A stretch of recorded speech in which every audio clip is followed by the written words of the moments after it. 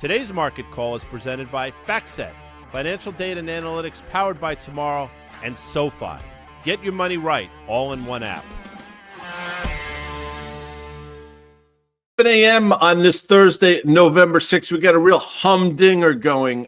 That's me, G Swizzle. You see Dan Nathan. That, by the way, looks like a new shirt on Dan. And in the middle, of course, Elizabeth Thomas. She, of course, of SoFi, on what is shaping out to be quite a fascinating day here, Dan. Well, while we're talking about shirts here, Liz comes on this broadcast and Guy says, What is it? What did you say, Liz? What is it? Laundry day? Yeah, I like this shirt. It's a laid back button down. It's very comfortable. I'm at home today. I love that fit for you. By the way, this is not a new shirt, Guy. I appreciate it. It's an old shirt. New. It's something from the White family.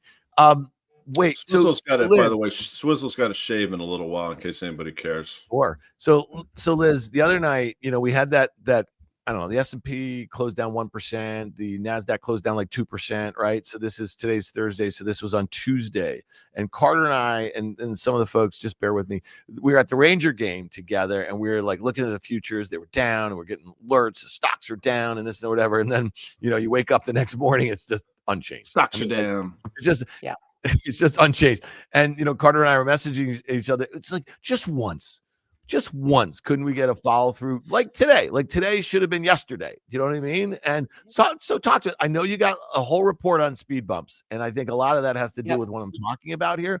But like, why do we not see? We haven't seen follow through, other than to the upside, in a very long time.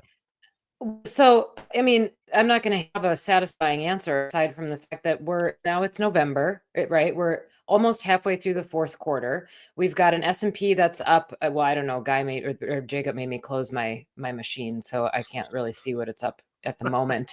But I'm going to guess somewhere in the realm of like 15%, 16% on the year. And my computer's freaking out. We've got a lot of managers trying to chase that. And this highly concentrated market, I mean, we've all seen the charts, right? The equal weight S&P dying compared to the market cap weight. You can't catch up with that unless you're completely passively invested in the S&P or completely overweight and have ignored all of your risk metrics as an institutional or an active manager. So we're going to continue this chase. I've said it on CNBC twice in the last couple of weeks. The large cap love affair is alive and well. Mm-hmm. I don't think it will eventually die, but it's going to take a lot. I mean, there were headlines last night as I was coming home last night, headlines about a federal backstop, headlines about Jensen Huang saying that China's going to win, right? Like even stuff like that isn't really freaking out this AI trade. So it's going to take a lot. I don't think the government shutdown is helping, however, but I can't say that I'm surprised yet that people have not gotten nervous. I'm looking something up, Dan, so indulge me for a second. Sure. What I'm looking up is what the low was in October, which was last month in the S&P. And bear with me, I think it was right around 65. Let's call it 65 and a quarter. Maybe Jacob can effort that. By the way, Amanda is great. And she said, in terms of your blouse, I love it. It's a vibe, Elizabeth. Yeah. Just so we're okay. I know. But here we are at 67.35. Let's just say. So why do I bring that up? Because, I thought back in September, we were potentially setting up for some outside situations. And here we are on November 6th. So quite early in the month. And we've already made a new all-time high in the S&P and obviously giving it back. Today, the VIX should not be approaching 20. I understand the market is lower, but the S&P is not even down 1%. I understand the NASDAQ's down 1.5%. But what I've been saying for a while here, Dan, is the VIX is going to be a thing. There's something going on. And we've coupled that with the fact that Bitcoin apparently can't get out of its own way. And that's been going on for quite some time as well. So those, to me, have been warning signs. And at least today, Dan, those warning signs are manifesting themselves in the S&P 500.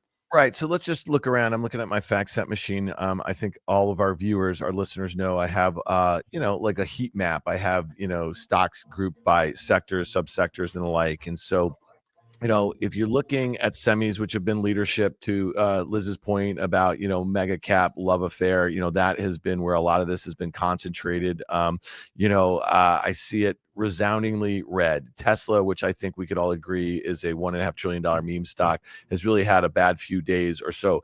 Microsoft, which couldn't, it was just consolidating. Look at, this is going to go down as a really fascinating chart, actually, because look at both of those moves to those highs near 550. They were both the day after earnings reports that were good to the penny, as our good friend Carter Braxton Worth would say. And now you look at this thing, this is going to be one of the first big mega caps find its way back towards its 200-day moving average. Software, disaster. HubSpot, a CRM company, is down 19% after its results. But Guy, Salesforce is down in sympathy, 6%. So when you start seeing these sorts of correlations pick up a little bit, and Liz, maybe that's something for you to kind of discuss with our viewers or our listeners a little bit. Oftentimes in a market where you have love affairs with sectors, with themes, that sort of thing, you see a bunch of dispersion, right? You'll see the stories that everyone's crowding towards or moving towards. What we've seen, to Guy's point, though, in the last couple months, we've seen folks going after more speculative things. We've talked about like a SanDisk, which is up hundreds of percent in 2 months. You know what I mean? They're finding different ways to express view. So you saw a chase. I think what Guy is saying is you're seeing a bit of unwind with weak hands that we're doing this, but then you better keep an eye on really some of these names like a Microsoft or whatever, because if they start giving it up, those are the names I think that you're focused on that have been driving all the performance. Well, so I think for everybody listening and watching, it's always important to separate momentum from fundamentals. And the reason that stocks are going on, whether based on momentum, fundamentals, a lot of these names. So, and I've mentioned this before, at this point in a cycle, particularly in the market, when there's a chase, what you see is investors changing their risk tolerance to fit the market, which is not the way that things should go. But people will stretch their risk tolerance much further than they should. This is when leverage picks up. This is unfortunately when you start to get announcements of fraud, things like that. Everybody is stretching to try to keep up with the market and keep up with peers. So in these periods, when you've got momentum driving things very, very strongly, there have certainly been periods over this year where momentum has given a lot back. They're brief, and usually it picks right back up and we have right back into that momentum trade. So when you have an unwind and some of these really speculative spots that don't have the fundamentals to support, the unwind happens very, very quickly. The velocity of the unwind is quick because everybody that went in only based on momentum, not based on the hard work that they've done on the stock and what's coming out of the data and the financials and so on and so forth. So to your point, Dan, if companies like Microsoft or some of the ones that are very strong, maybe they've got a strong competitive position, they've got diversified revenue streams, they've been around a long time, they've got a strong cash position, they've got a debt option that will be well rated, things like that. If those companies start to give it back, the one that people buy based on fundamentals, then you start to see a breakdown in the rest of the parts of the market. But that's why I think a big reason why we've seen some of this unwind in risk and the market still doesn't break is because it's just an unwind of momentum. We get rid of some of the weak hands and the fundamentals are still there to prop it up. Dan, yesterday we talked about NVIDIA, and Elizabeth mentioned Jensen. And what I said yesterday, and I forgot the quote exactly, but the lady doth protest too much, methinks. And that's obviously from Hamlet. And I brought that up because he's been doing a lot of talking recently. And, Elizabeth just mentioned that he was talking about how the Chinese might be winning this game and backstops and all these different things. The amount of dialogue out of that company leads me to believe that, maybe there's something going on and potentially for the stock. Now, throw up an NVIDIA chart because we actually talked about a trade yesterday and it's playing out right before our eyes. Yeah, this is sort of moving to the downside in a way that we thought it could. Yeah, it went to our strike. So we were looking to sell the 190 put in this week, expiration tomorrow, and look to leg into a 190 put that's going to catch their earnings on November 19th. So we're looking at the 21st expiration. So this is right where we want this trade. And, when we think about options, you'll often see things pinned to certain round numbers because that's where a lot of open interest is.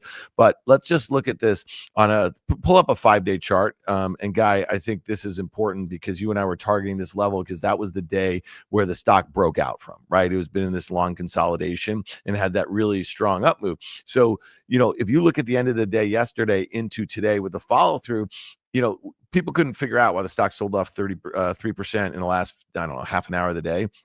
And at 4:02, this article comes out from the FT that Jensen Huang is speaking at a conference. He said the AI, China is winning in the AI, and basically whining that he can't sell, his chips into China, right? Even after he did this export deal with the White House, but the Chinese are saying, you know what, we're going to make do without your chips. We're going to give subsidies to our data center companies and to our hyperscalers and all that sort of stuff. And we are basically, we don't have the leverage that we thought we had. You know what I mean? We need them to sell us rare earths. We need them to buy soybeans. And we thought we needed them to buy our GPUs. And it's not playing out that way. And so I think this is one of the reasons why NVIDIA is taking it on the chin. Now, there are not a lot of analysts who put China's sales into their numbers, right? And we're going to see this when they guide.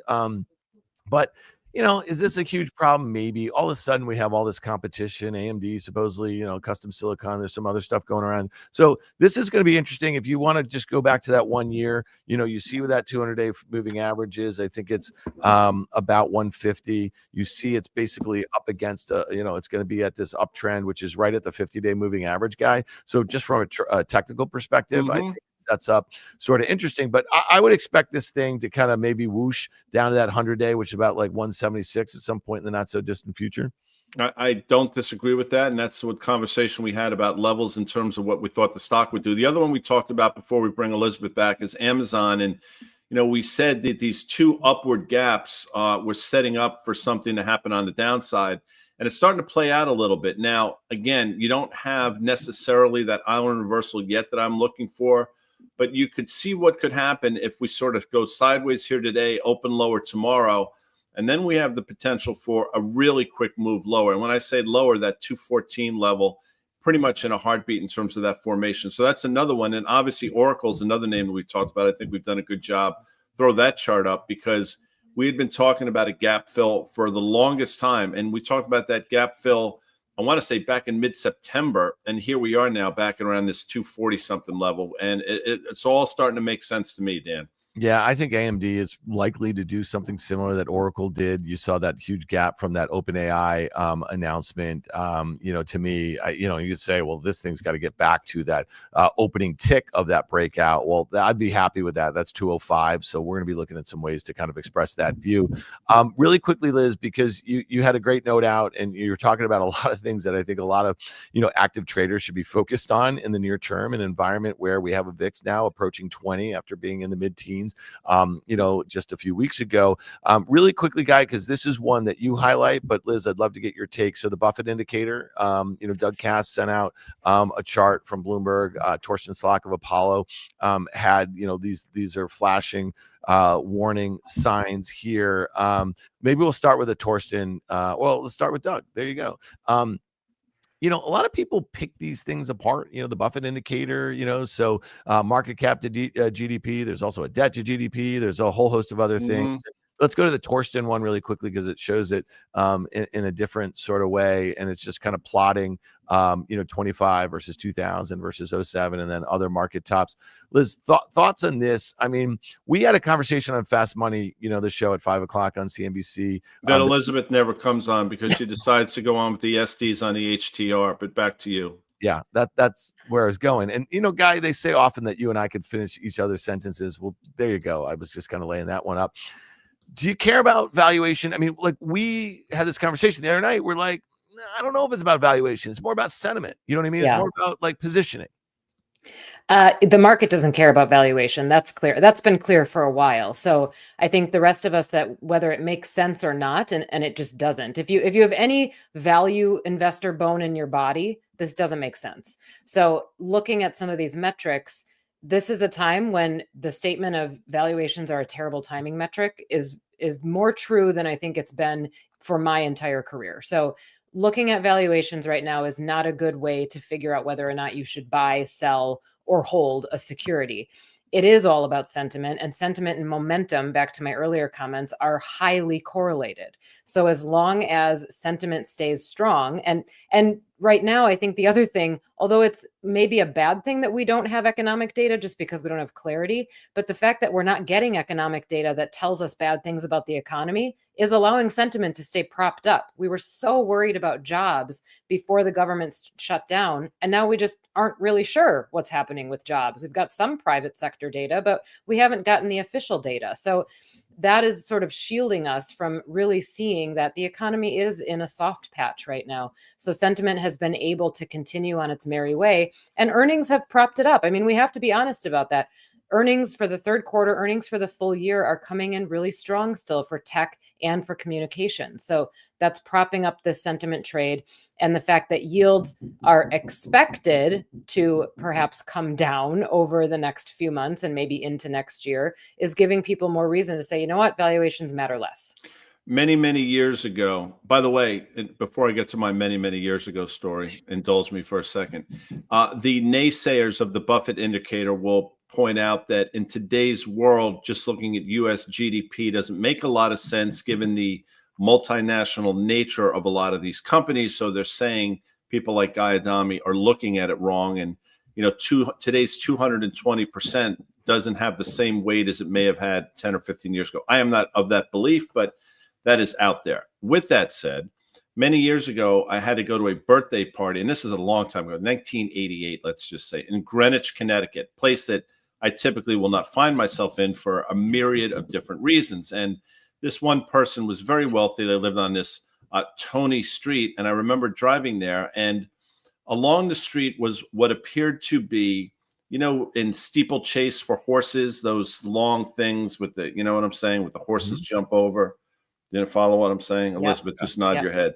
And one would be on the left, and about 50 yards later, there'd be one on the right, and then 50 yards later, another one on the left. I'm like saying to myself, what the F? Is there steeple horses here? I didn't really understand, but what they were is for people driving to have to go slow because they have to go serpentining in and out. So in Greenwich, Connecticut, they put up the steeplechases. Places where I grew up, you know, we put speed bumps, garbage cans, and that is the gist of your notes, speed bumps. So that was a long lead in. Well, I remember this like it was yesterday. I'm like, what the F is going on? Like, where are the horses? Bitches.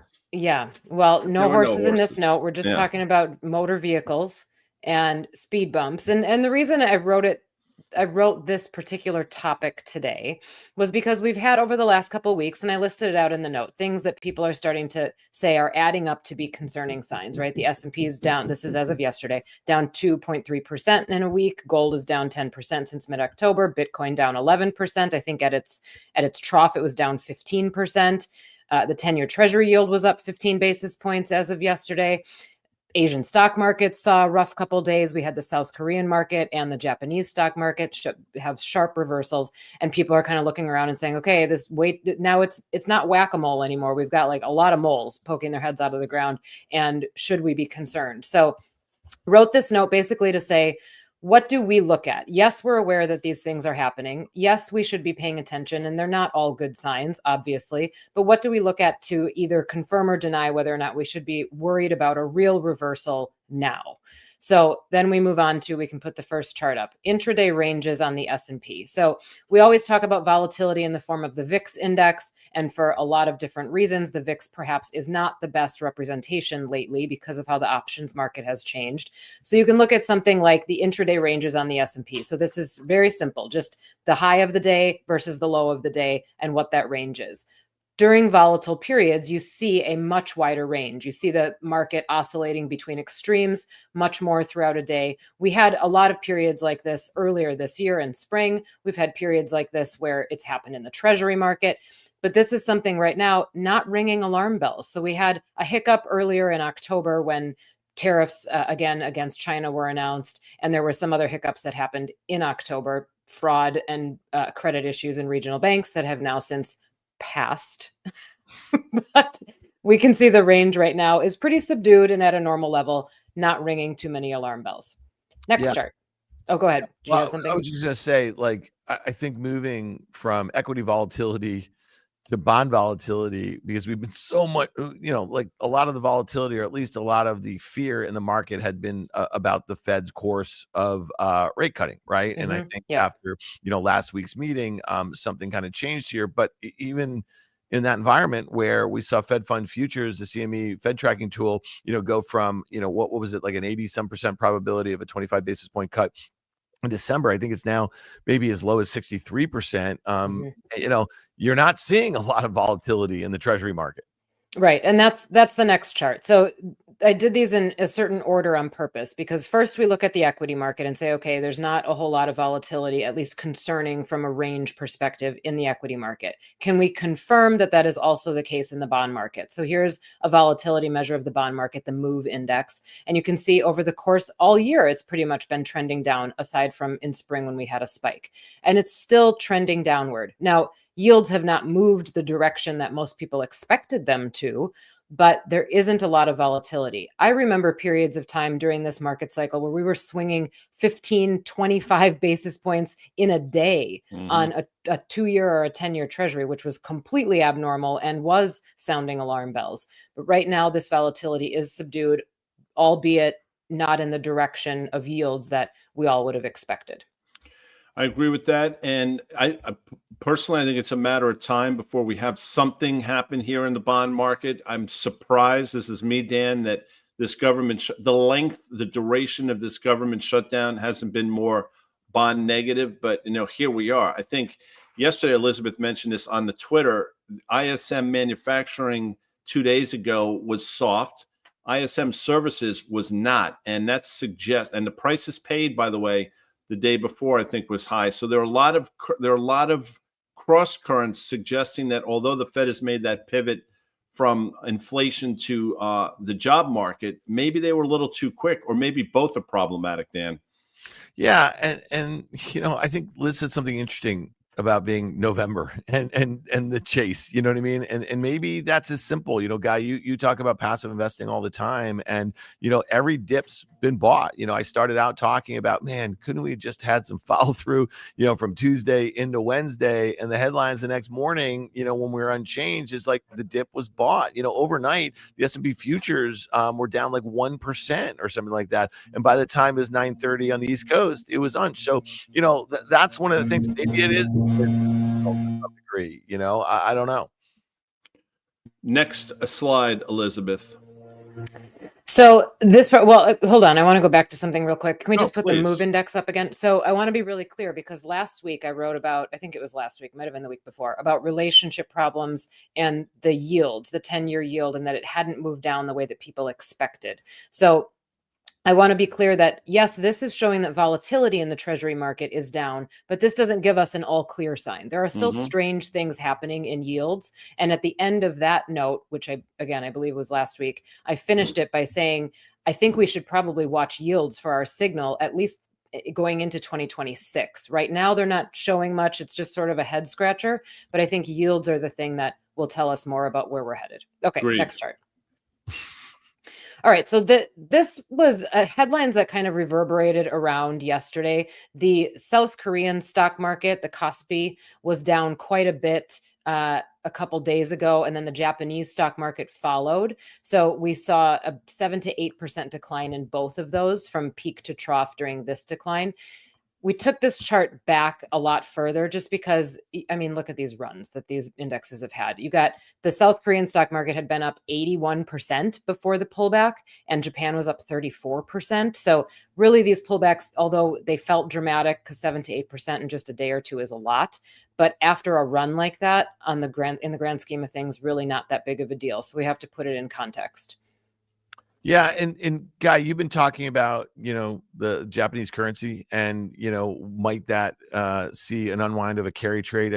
There's lots of things that are kind of bubbling up a little bit. And so, Guy, go back to the summer of 24, right? And we saw that unwind, and that was bad for US like mega cap stocks. Why? Because you see the selling of that, and you see the buying of this, you know what I mean? And really what you were seeing is the proceeds going into mega cap tech stocks. A lot of weird things happened in July. It was a Thursday in early July 2024. Dollar yen, I think it traded up to about 161-ish. A CPI number, I think it was a CPI number, came out at 8:30 Eastern time. It was a very soft number. I looked up, I looked down, I looked up again. Dollar yen went from about 161 to 157 in about 30 seconds, which is not a normal move. But you bring that up because that was sort of the trigger for what we then subsequently saw in August, if you remember, because the yen strengthened considerably, the dollar weakened, and then you had a sort of this knock-on effect in terms of what happened to risk assets. And I don't know if we're on the precipice of something like that now, but part of the Liz relationship problems of the last couple of weeks was this notion that the weakening, the yen has been weakening, which is on the back of their bond market weakening. In other words, rates going higher, which is typically not the case. So you have some of these confluence of events and something's got to give. And maybe right now it's giving, and maybe it's showing itself in their equity market. I don't know, Elizabeth, but that's sort of the relationship problems that you were sort of pointing out. So the leaf blower is right outside my window. I'll try to talk over it. But yes, I think that is astute to point out. It is a relationship problem. You would expect that you've got yields going up, people want more yen, and that's not what's happening. Now, the dollar going up at the same time is affecting that ratio, obviously, because currency is always a relative game. It's never just straightforward. One is weakening. It's always weakening compared to something else. So the dollar strengthening is driving some of that as well. But we've been concerned about Japan for years now, and we've seen some of that carry trade unwind, and it really freaked global markets out for about a weekend. And it hasn't reared its ugly head again. I think a lot of the carry trade did actually unwind during that period, so there isn't as much exposure anymore. But when you've got an entire country, an entire bond market that has been controlled by the central bank in order to preserve the economy, coming out of that era is going to be really painful. That's been happening for decades. So we're in that right now, and we're watching it happen live. And I think what we're seeing is because there's less demand just for Japan in general, right? You don't want the yen and you don't want Japanese equities. That's what's going on here. So that's why some of the relationship problem is occurring. But again, these relationship problems don't persist into perpetuity, which is why I talk about them so much. Yeah. Listen, I had another name for something that they put on the streets to kind of slow you down a little bit. They're these is this a not safe for work sort of situation? Possibly. They're these little half circle things that they drill into the street. Do you ever see these things? And as soon as you hit them, they're like a little mound. Oh yeah. Yeah. And then they have like a spike that puts them into the thing. There's a name for those sorts of things. You guys just put it in the chat. It's city, and then the other thing rhymes with the word city. You guys can figure that out, possibly. I think somebody out there knows what it is. All right, to get Liz's note, because we do want to hit a couple more things in the stock market really quickly. You know where to go, people. Go to SoFi.com/on-the money. Guy, you know where to get it. We get a preview of her note. Liz, real quickly, what do you got on the podcast, the important part, because you launched your 4th season not too long ago. Yep. The 4th season. Yep. The last episode was about financial planning for later in life. I know that sounds like such a snore, but I have to tell you, it was a lot more interesting than I expected it to be. So go listen to that one. The next one that's coming out is with Jenny Harrington. She is also a friend of mine from the Halftime Report.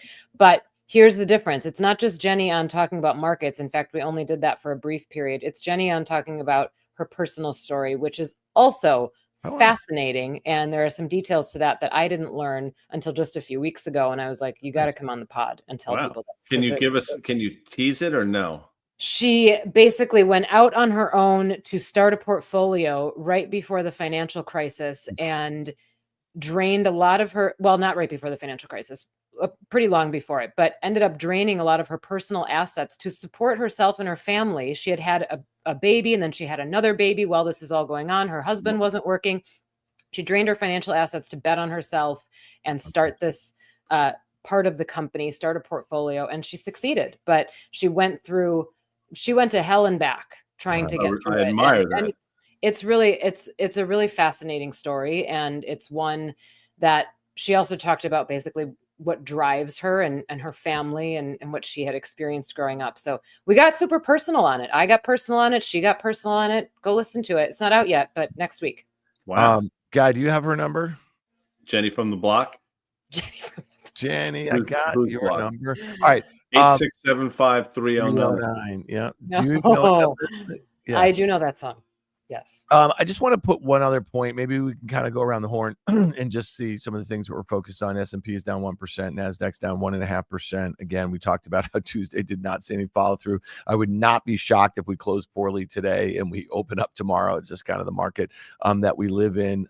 Very short memories. I just wanted to kind of highlight that one point. When you start seeing a company like HubSpot and you see investors extrapolate it to much larger companies in the space, I think that is what's important to me. There's still some in the semi space, the storage space, they're trying to hold in here. And I think if you lose some of that, I think to Guy's point about some of the stuff with crypto, Bitcoin seems pinned to about 100,000 here. But if you look at Circle and Bullish and Gemini and Figure and eToro, and these things are acting very, very poorly. And then MicroStrategy, Guy, it just comes out as strategy is making a new 52-week low.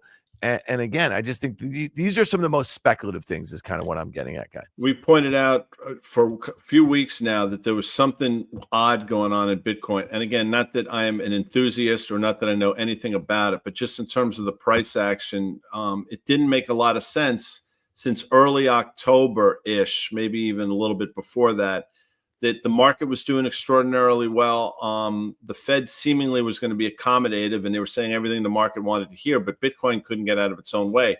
I think the latest leg lower, this is just me, Dan, maybe on the fact that Jerome Powell said December was not a foregone conclusion, although I will continue to say I think that it is. But I think Bitcoin has taken its cues from that. But this is clearly, to me, sort of the precursor of a risk-off thing, and Bitcoin and the NASDAQ are sort of linked at the hip. So that's obviously something I'm watching. Something that I want to add here to this Bitcoin move, some speculation over the last few days about this actually being liquidity driven, and certain investors maybe don't have access to this information or aren't necessarily paying attention to the nitty gritty of it. But when you look at overnight funding markets, okay, so overnight lending, things like the standing repo facility, the repo facility is now drained. The overnight repo facility is now drained from the Fed. And then there is something called the standing repo facility that banks don't typically borrow from unless they have to. And it's been used a lot more in the last week or so than it had been a long time ago. There's some mixed messaging about what that really means. Does it mean that banks are actually under funding stress, or are they just kind of rotating their funding because the standing repo facility is drained and we're in ample reserve territory rather than abundant? So it's not entirely clear whether or not that's it, but the speculation is that liquidity concerns and funding markets are actually what's driving this reversal in crypto. And if you listen to the Tuesday drop that Elizabeth and I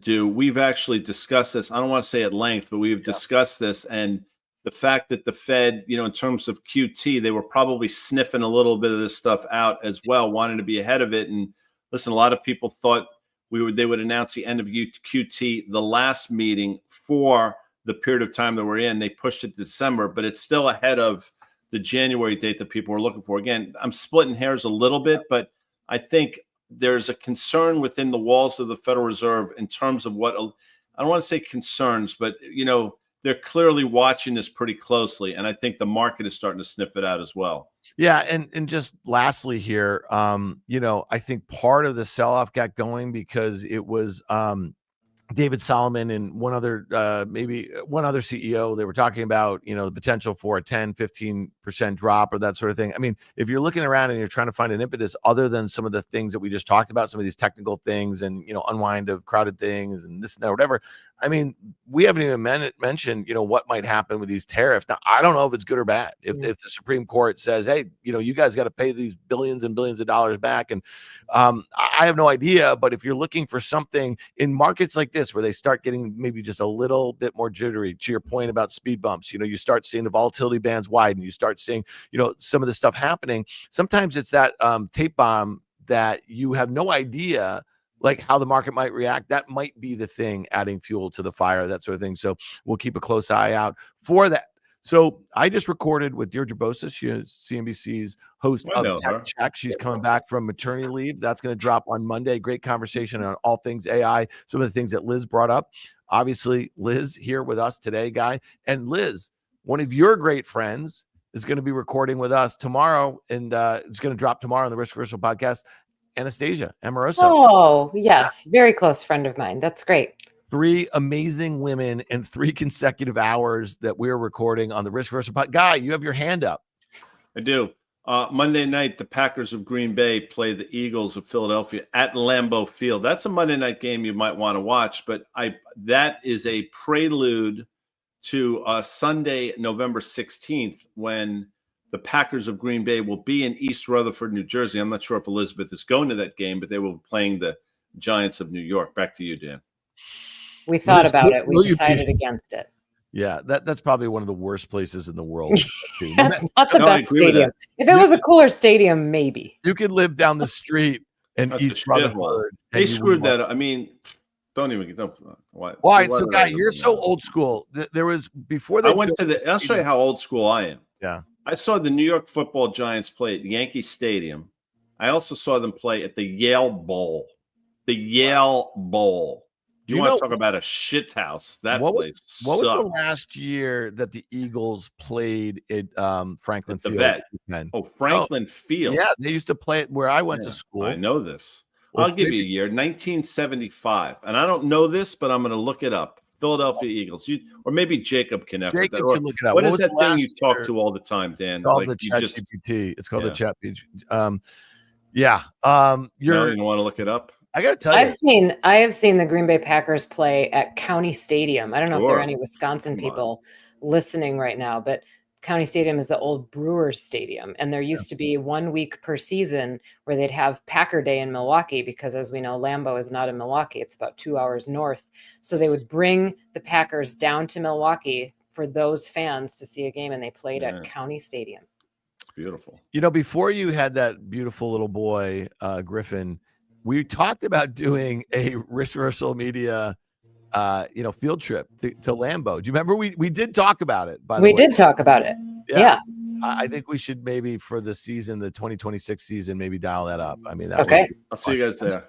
And then we could go see all of our market call and Risk Reversal podcast fans, and we could do a live podcast outside of there. How about that? That would be wild. Yeah. By the way, the NFC North division, between the Lions, the resurgent Bears, it's not get crazy Packers when they actually show up. You know what I mean? Not so bad. Not so bad. I love the Lions. By the way, Dan Campbell was drafted by the New York Giants. I don't know if a lot of people people know this. You love him. He is your sort of coach. 100%. Yeah. Yeah. Come on. I mean, yes. Yes. Wait, Jacob, I didn't ask a lot of questions. Coach told me to fucking do something. I did it. It's like, who am I to ask questions? Like sweep the leg? You're doing that? You're sweeping the leg? I didn't wrestle, Dan. I didn't sweep the leg. I did not sweep the leg. I'll tell you funny. Do I have time for a funny story? Of course. I'm a freshman in high school, or in 8th grade, or freshman, I forget. Nick Murphy was our coach. Now, Nick came from the Bronx.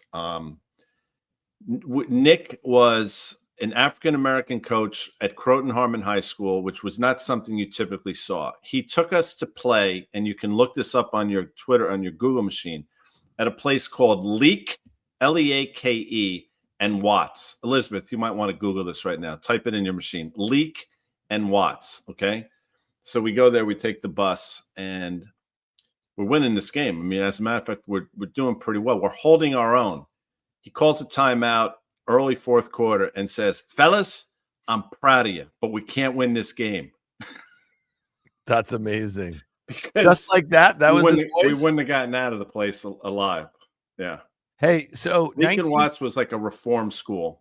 1958 to 1970, the Eagles played at Franklin Field. I said 75. I was close. Yeah. Yeah. Okay. Hey, Liz, you probably have more important things to do than just. Just yell at this guy with the leaf blower outside. I think he's just standing outside the window. There must be a lot of leaves. Well, whenever you want. Sorry, everybody, for the background noise. That's fine. All right, peeps. Thanks so much. It's Lincoln Watts. Man, I'm telling you, this place was tough. You're telling us. Yonkers, New York, man. Woo. Woo. Liz, have a great weekend. Enjoy that young son of yours. Of course. Yeah. Always. Getting teeth. He's getting teeth on the bottom. That's crazy. Right? 6 months old. Is that what he is? 7.5. Wow. Beautiful boy. Yep. Beautiful boy. All right, peeps. Who's he more fond of? Took a damn Who's- wants to get out of here so Who's he bad. more fond of? Yeah.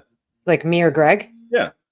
I wish I could answer that. I think for different reasons, both of us, I think right? it's Like easy. there's different reasons. Like Greg plays with him more, so I think for fun stuff, it's more dad. But cuddles. But he and needs food and- consoling. He goes to Yes, that's correct. Elizabeth Thomas. Yes. Yeah, I understand this. Yeah. And I'm the weak one, right? If he cries in the middle of the night, I'll pick him up. I'll take him out of his crib. Greg won't. Amanda way, saying such a yes. diplomatic answer. Mom all the way. Man, Yeah. that's from the man. Yeah. Don't worry, Greg's not watching. All right, peeps. Thanks so much for being here, Liz. Have a great weekend. Guy, I'll see you in like 10 guys. minutes. All right, bye, guys. Bye.